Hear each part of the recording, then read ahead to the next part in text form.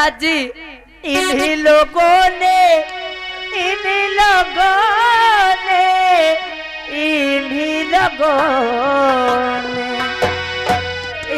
लोगों ने ले ली ना दुपट्टा मेरा, ओ दुपट्टा मेरा, हाजी दुपट्टा।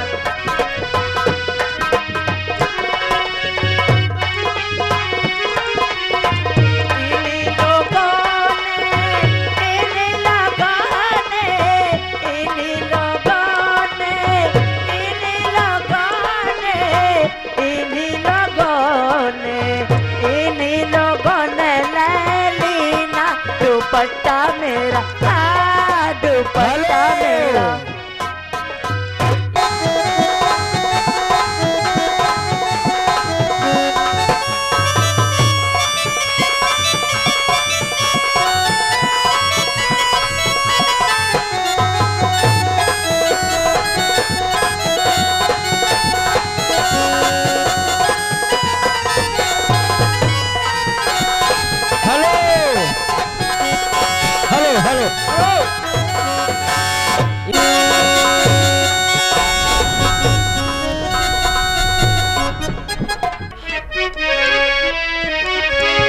हेलो।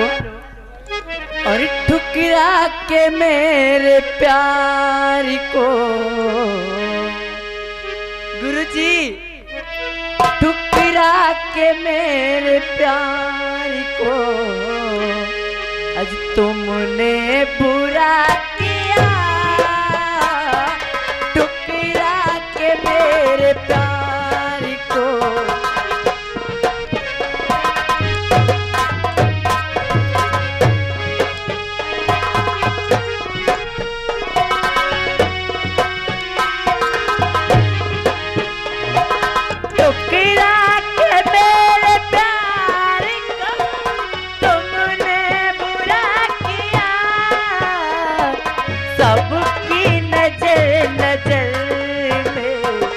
सबकी नजर ने हमको गिरा दिया।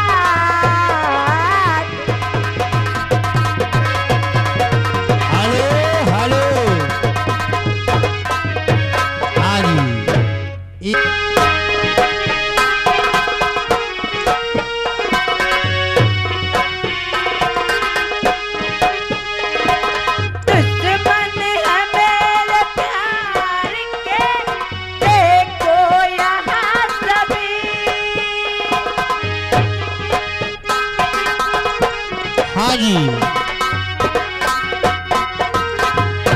चलेना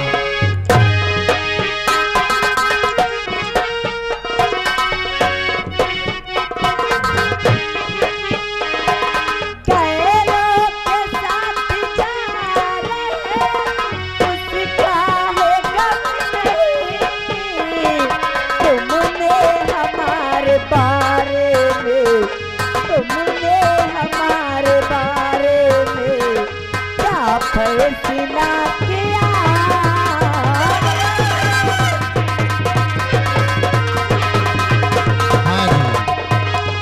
हेलो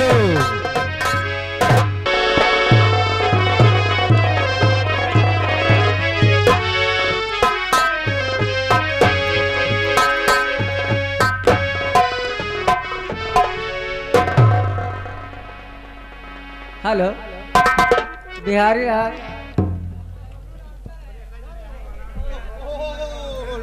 मैडम जी। हाँ जी। हाय हाय, आज बहुत ज्यादा लाइट मान रहे हो, क्या बात है? लाइट डाउन हो रही, डाउन ना हुई। देखिए प्यारी प्यारी जनता आपका इंतजार कर रही, साथ साथ वीडियो कैमरा वाले आए हुए हैं। चलिए, तुम्हारे पुराने आशिक हैं और चाहने वाले हैं। विश्वास है, विश्वास है। तो चलिए पुराने गाने सुनाइए, बढ़िया प्यारे प्यारे गाने। चलिए मैडम ये आ गए। हेलो के यही आएंगे, ये आगे